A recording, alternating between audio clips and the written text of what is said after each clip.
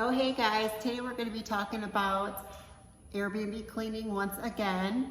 We're going to discuss if you should hire a cleaning company or just hire cleaners, which both are okay. There's a difference though between hiring a cleaning company versus just an individual cleaner, because a cleaning company is going to be licensed and insured.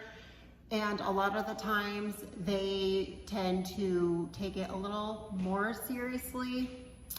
Not always. There are really good independent cleaners that actually really do an amazing job. It just depends on your budget, but a lot of the Airbnb companies out there, they tend to have a little bit more experience. And like I said, they're licensed and insured, they hold workers' comp. So a lot of the time that's more appealing for hosts, but you know, it just depends on, like I said, budget and what you want to do with your own business.